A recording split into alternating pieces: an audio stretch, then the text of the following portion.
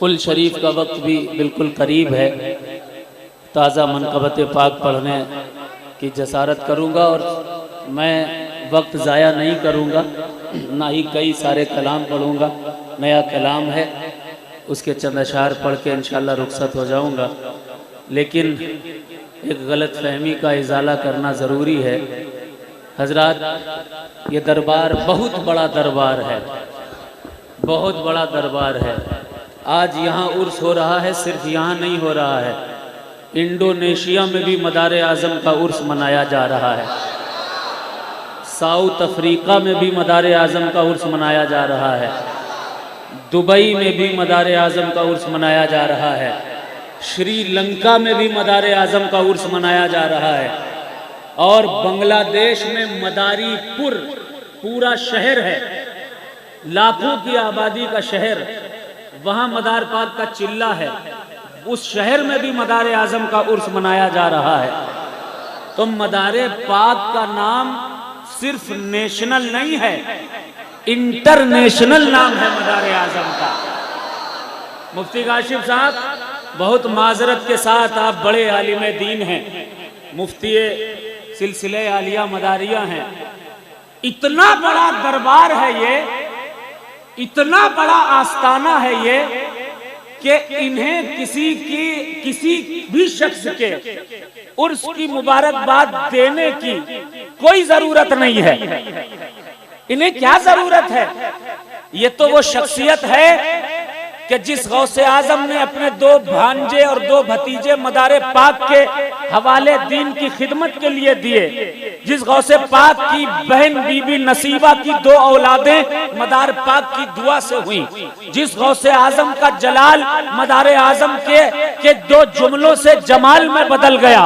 मुझे यकीन है कि गौसे आजम खुद कह रहे होंगे, ऐ खुद्बुल मदार, आपको आपका उर्स मुबारक।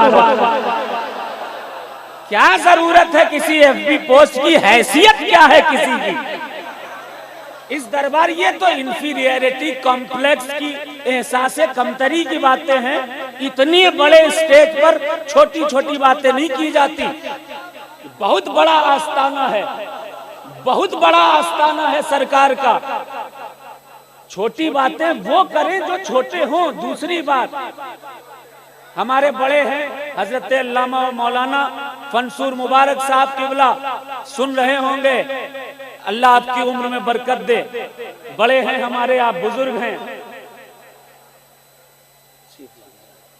नारे तकबीर, नारे रिसालत, नारे हैदरी, दम मदार, दम मदार, दम मदार, दम मदार, दम मदार। तो सुनिए आप हजरात, वो लोग और हैं, मुफ्तियाने कराम तशरीफ फरमा हैं, उलमाए अहले सुन्नत तशरीफ फरमा हैं। वो लोग और हैं जो भीड़ देखकर पगला जाया करते हैं। वो लोग और हैं जो भीड़ देखकर पगला जाया करते हैं और समझते हैं कि ये सारे के सारे वो एक मखसूस फिरके, मखसूस सिलसिले और मखसूस जमात के हैं। और उसके बाद वो कहते हैं जो यहाँ हैं बस वही मुसलमान है, बाकी कोई मुसलमान नहीं। वो लोग और हैं, लेकिन हम मदार वाले हैं। मदारे पाक ने गौसे आजम के जलाल को जमाल में बदल कर ये कह दिया कि ऐ मदारियों, जब तक रहना मेरी ये सुन्नत है कि लोगों के जलाल को जमाल में बदलते रहना। जलाल को जमाल में बदलो, ये मेरे मदार का पैगाम है। खुद जलाल में मत आना मदारियों, क्योंकि बड़ा नुकसान होता है, हर एतबार से नुकसान होता है। हम हिंदुस्तान के वासी हैं, हम भारतवासी हैं, हमारा मुल्क हिंदुस्तान है। और सीना ठोक कर कहता हूं, इस हिंदुस्तान पर मदार आजम का एहसान है।